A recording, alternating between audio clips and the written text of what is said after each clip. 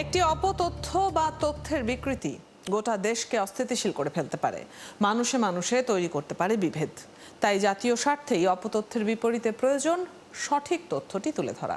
সেই কাজটি করতে এসেছি আমি রুবাইয়াত অদিতি। আমন্ত্রণ জানাচ্ছি রিউমার চেক নিয়ে একাত্তরের নিয়মিত আয়োজন ফেক নিউজ স্ক্যানারে। দর্শক, আজ আমাদের সাথে অতিথি হয়ে থাকছেন জাহাঙ্গীরনগর বিশ্ববিদ্যালয়ের আইআইটি অধ্যাপক ফজলুল করিম পাটোয়ারি। আমরা তার সাথে আলাপে যাব, তবে তার আগে একটা প্রতিবেদন দেখে আসবো। গোপালগঞ্জ থেকে বাংলাদেশ সেনাবাহিনী এবং র্যাব কর্তৃক অভিযানে বেশ কিছু অস্ত্র উদ্ধারের একটি ভিডিও সামাজিক যোগাযোগ মাধ্যমে ছড়িয়ে পড়েছে। তবে ফ্যাক্ট চেক করে জানা গেল দাবিটি ছিল গুজব। ওদিকে সবাইকে অবাক করে দিয়ে আওয়ামী লীগ সরকার পতনের পর এই প্রথম প্রকাশ্যে সিলেটে টেক ব্যাক আওয়ামী লীগ মিছিল শিক্ষার্থীদের, এই শিরোনামে একটি ভিডিও সামাজিক যোগাযোগ মাধ্যমে প্রচার করা হয়েছে। পরে ফ্যাক্ট চেক করে দেখা গেল এটাও ছিল অপতথ্য। দর্শক, চলুন কয়েকটি ফ্যাক্ট চেক দেখে নিই।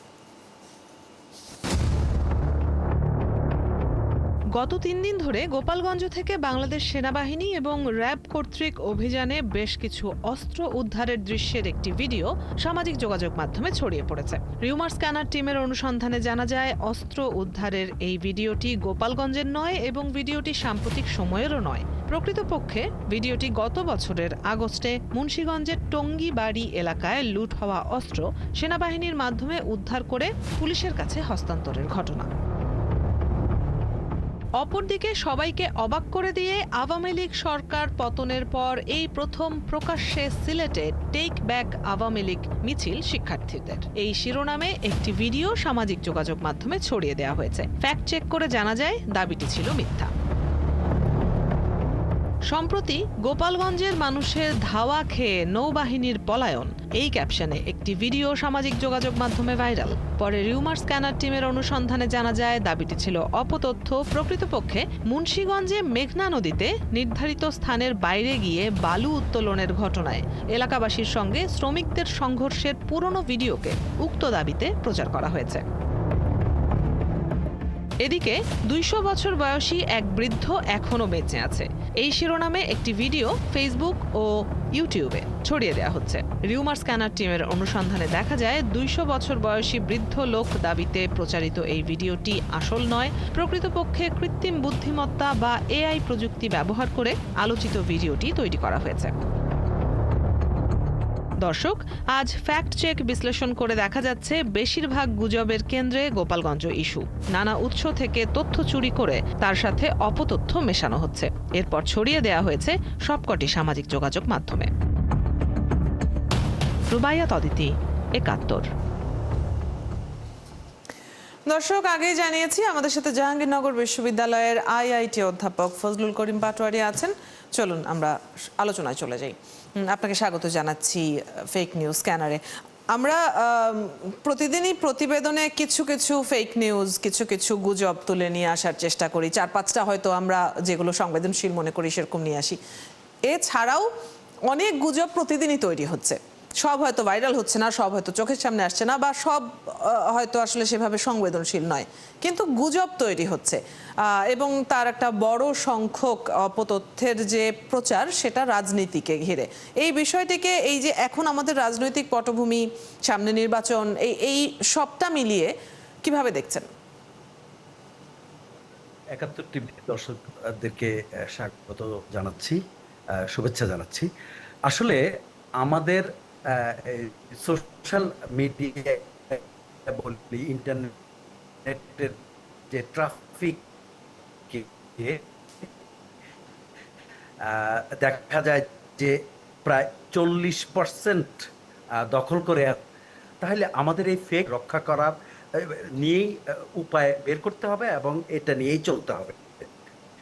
প্রশ্ন হচ্ছে যে এই যে ফেক নিউজের মধ্যে আমাদের বসবাস করতে হবে, এই বসবাস করার জন্য আমাদের কিছু সচেতনতা তৈরি করতে হবে এবং এই ফেক নিউজ সময় রাজনীতিক পরিমণ্ডলে ইলেকশনের আগে অথবা ইলেকশনের সময়ে ফেক নিউজগুলি বেশি পরিমাণ ছড়ানো হয় এবং এটা বর্তমানে যুগে এটা আমাদের স্বাভাবিক করেই ধরে নিতে হবে। হ্যাঁ, আমাদের যথাযথ ব্যবস্থা, সতর্কতা এবং সচেতনতা তৈরি করতে হবে। সচেতনতার কথা সব মহল থেকেই সবাই বলে, বিশেষ করে বিশেষজ্ঞ মতামত আমরা যখনই চাই প্রথম কথাটি আসে সচেতনতা। এই সচেতনতা সৃষ্টির ক্ষেত্রে কি ধরনের পদক্ষেপ রাষ্ট্র কর্তৃক নেওয়া যেতে পারে? সচেতনতার জন্য আমাদের প্রথমে আমি নাগরিকের পার্ট থেকে আসি।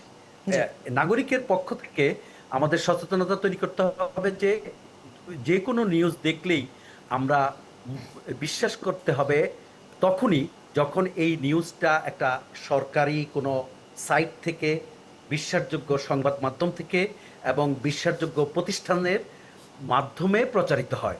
সেই জন্য সরকারি ওয়েবসাইট, বিশ্বাসযোগ্য মাধ্যমের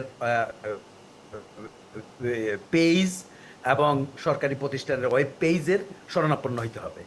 আর দ্বিতীয়ত হচ্ছে যে সরকারকে এবং প্রতিষ্ঠানকেও সেই রকম দায়িত্বশীলতার ভূমিকায় থাকতে হবে, যাতে করে যে কোনো নিউজ, যে কোনো জায়গায় ঘটনা যখন ঘটে তখন সংশ্লিষ্ট বিভাগ, সংশ্লিষ্ট কর্তৃপক্ষ তার নিজস্ব প্রচার মাধ্যমে সেই নিউজগুলো সন্নিবেশিত করে, তাহলে নাগরিক চেক করে দেখতে পারে। দ্বিতীয়টা হচ্ছে যে নাগরিকদের উচিত হচ্ছে আপনাকে, আমাকে, আমাদের পরিবার পরিজনদেরকে, আমাদের অফিসে সবাই বন্ধু মহলে সচেতন করে তোলা যে ফেক নিউজ আমাদের কিভাবে চিনতে পারবো। এই জন্য আমরা স্কুল, কলেজ, বিশ্ববিদ্যালয় বাচ্চাদেরকে ফেক নিউজ বোঝার, চেনার এবং তার থেকে সতর্ক থাকার উপায় ট্রেনিং বাতলে দিতে হবে। এবার আসি সরকারি পক্ষ থেকে। আমি একটু আগে উল্লেখ করেছি সরকারি পক্ষ থেকে এবং প্রাতিষ্ঠানিক পক্ষ থেকে। একটা প্রতিষ্ঠান যদি তার সমস্ত নিউজ, তাদের কর্মকাণ্ড এবং তাদের বিবৃতি প্রচার করে তাদের সাইটে এবং তাদের পেজে, তাহলে নাগরিক যে কোনো সময় সেটা দেখে নিতে পারে।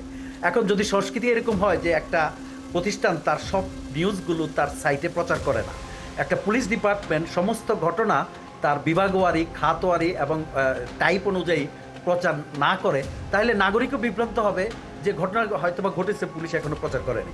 সো নাগরিকদেরকে যেরকম অনুসন্ধিৎস হয়ে বিশ্বাসযোগ্য সোর্স যাচাই করতে হবে এবং যাচাই করতে পারাটাকে সরকার, প্রতিষ্ঠান তৈরি করে দিতে হবে।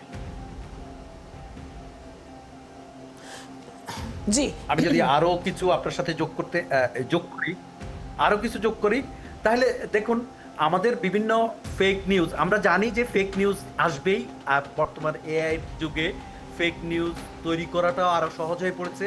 এছাড়া বিভিন্ন ভিডিও, বিভিন্ন নিউজকে একটু বিকৃত করে আমাদের আবেগকে সুরসুরি দেওয়া যায়, অনুভূতিকে থেকে আঘাত করা যায় এবং জনগণ, কিছু কিছু গোষ্ঠী, কিছু কিছু শ্রেণী, কিছু কিছু গ্রুপ যেসব নিউজ শুনতে চায় সেসব নিউজ আমরা তৈরি করে আমরা জনগণকে উদ্দীপ্ত করতে পারি, প্রভাবিত করতে পারি এবং প্রভাবিত করার মধ্যে কিছু লোভ, লালসা এবং স্বার্থপরতা কাজ করে। এখন এগুলি চলবেই আমাদের। আর তাহলে আমাদের করণীয় কি? আমাদের করণীয় হচ্ছে সচেতন হওয়া, কোন সোর্স থেকে সংবাদটা এসেছে, কারা ভিউ, যেমন ফেসবুকে, টুইটারে, এক্সে এবং ইউটিউবে আমরা ভিউ বাড়ানোর জন্য কোন সব নিউজগুলি ছড়ানো হচ্ছে আমরা বুঝতে পারি, আমরা যারা সচেতন আছি। তবে একটা ব্যাপার আপনি লক্ষ্য করেছেন কিনা, যে অনেক সময় এমন হয়, আপনি বলছিলেন যে গণমাধ্যম, যে সংবাদটি আমরা দেখছি সোশ্যাল মিডিয়ায়, সেটা একটা বিশ্বাসযোগ্য গণমাধ্যম থেকে এসেছে কিনা সেটা চেক করে দেখা। অনেক সময় দেখা যায় যে বিভিন্ন গণমাধ্যমের লোগো ব্যবহার করা হচ্ছে, ফটো কার্ডের কপি করে সেই ধরনের ফটো কার্ড তৈরি করা হচ্ছে।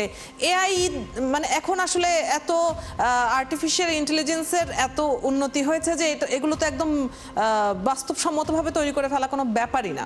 সেক্ষেত্রে আমরা যেটা দেখি যে যেটা ভুল তথ্য সেটা যে পরিমাণ ছড়াচ্ছে, যে পরিমাণ মানুষ শেয়ার করছে, যে পরিমাণ ভিউ হচ্ছে, রিচ হচ্ছে, যেটি পরবর্তীতে সেই মিডিয়া থেকে হয়তো জানানো হলো যে এইরকম খবর আমরা প্রচার করিনি, এটা আমাদের ফটো কার্ড নয়, এটা ফেক, সেই পোস্টটা সেভাবে আর ভাইরাল হচ্ছে না, সেভাবে মানুষের চোখে পড়ছে না। এই সমস্যাটা আপনার চোখে পড়েছে কিনা এবং এটার সমাধান কিছু খুঁজে পান কিনা? স্যার, আপনি শুনতে পেয়েছেন আমাকে? দর্শক, আমরা আমাদের অতিথির সাথে সংযোগটি হারিয়েছি, তবে কথা হচ্ছিল বেশ কিছু বিষয়ে, তিনি পরামর্শও দিচ্ছিলেন, তার কাছ থেকে তার মন্তব্যও জানছিলাম। জাহাঙ্গীরনগর বিশ্ববিদ্যালয়ের আইআইটি অধ্যাপক ফজলুল করিম পাটোয়ারি যুক্ত ছিলেন এতক্ষণ। আপনারা আছেন ফ্যাক্ট চেক নিয়ে একাত্তরের নিয়মিত আয়োজন ফেক নিউজ স্ক্যানারে। প্রতিদিন আমরা রিউমার দূর করতে হাজির হব ঠিক একই সময়ে একইভাবে। আপনারাও যুক্ত হতে পারেন। যে কোনো খবর যদি আপনাকে সংশয়ে ফেলে সেটির একটি স্ক্রিনশট আমাদেরকে মেইল করতে পারেন fns.71tv@gmail.com অথবা ফেসবুকে যোগাযোগ করুন www.facebook/fakenewsscanner। আমরা সেই তথ্যের ফ্যাক্ট চেক করে আপনাদের জানাবো। চটকদার শিরোনাম দেখেই ক্লিক করবেন না। বিশ্বাস আর প্রতিক্রিয়া জানানোর আগে ফ্যাক্ট চেক করুন। থাকুন একাত্তরের সাথেই।